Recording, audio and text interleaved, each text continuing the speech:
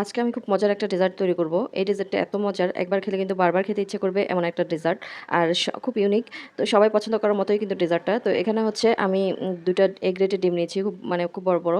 তো সবচেয়ে বড় ডিম ২ টা আমি এখানে নিয়ে নিয়েছি। তারপর হচ্ছে এগুলো ভালোভাবে আমি ফেটিয়ে নিয়েছি। আর এখন দিচ্ছি এখানে ১ কাপ পরিমাণ চিনি দিয়ে ভালোভাবে এখানে আমি মিক্স করে নিচ্ছি। একদম চিনিটা ভালোভাবে গলে একদম ডিমের সাথে মিশে যেতে হবে, সেভাবেই আরকি মিক্স করে নিতে হবে। কোনো দানাদার ভাব থাকতে পারবে না চিনির। তারপর হচ্ছে এটা ভালোভাবে মিক্স করে আমি হচ্ছে এখানে দিয়ে দিলাম ১/২ কাপের মতো সয়াবিন তেল দিয়ে আবারও ভালোভাবে একদম মিক্স করে নিয়েছি। ভালোভাবে মিক্স করার পর এখন দিয়ে দিচ্ছি এখানে ১ কাপের মতো আটা, তারপর ১ চামচের মতো বেকিং পাউডার দিয়ে আস্তে, আস্তে করে আমি বারবার চেলেছি অল্প, অল্প করে এখানে ডিমের মিশ্রণে দিয়েছি। আবার এটার সাথে ডিমের মিশ্রণের সাথে আটাটা মিক্স করেছি। আবার একটু চেলে আটাটা দিয়েছি এখানে। তারপর আবার মিক্স করেছি। একসাথে মানে আমি আটাটা দেইনি, যাতে করে দলা পেকে না যায়। তো এজন্য আমি বারবার চেলেছি আর অল্প, অল্প করে এখানে আটাটা মিক্স করেছি ডিমের সাথে। এইভাবে করে মিক্স করলে দেখা যায় যে ডিমটার সাথে আটাটা ভালোভাবে মিশে আর কোনো দানাদার ভাব থাকে না। তো যেকোনো কেক জাতীয় খাবার বানাতে কিন্তু এইভাবে করে দিলে কোনো দানাদার ভাব থাকবে না। আর দানাদার ভাব থাকলে কিন্তু কেকটা ভালো হয় না। তো সেজন্য এইভাবে করে খুব আস্তে, আস্তে করে এই ডিমের সাথে আটার মিশ্রণটা মিক্স করতে হবে। তো আমি ৩-৪ বার মিলিয়ে হচ্ছে এটা মিক্স করেছি। অল্প, অল্প দিয়েছি আর মিক্স করেছি। খুবই আস্তে, আস্তে। এখানে তো ফাস্ট করেছি ভিডিওতে। তবে খুবই আস্তে, আস্তে করেই আমি হচ্ছে মিশিয়েছি। খুব জোরে করলে আবার হচ্ছে এখানে যে বাবলস তৈরি হয়েছে এগুলো চলে যাবে। তো এই কারণে খুব আস্তে হাতেই করতে হবে। তো যাই হোক, এগুলো আটা সম্পূর্ণ মিক্স করে এখন হচ্ছে এখানে দিয়ে দিচ্ছি ১ চামচের মতো ভ্যানিলা এসেন্স। তারপর হচ্ছে সামান্য একটু ফুড কালার দিয়েছি, যাতে করে দেখতে একটু কালারটা সুন্দর আসে এজন্য। এটা কিন্তু অপশনাল, চাইলে নাও দেওয়া যায়। তারপর হচ্ছে এখানে দিয়ে দিলাম আমি ১ চিমটি পরিমাণ লবণ। এই লবণটা দিলে একটু মিষ্টি জাতীয় খাবারের টেস্টটা ভালো আসে। এই কারণেই হচ্ছে লবণটা দিয়েছি।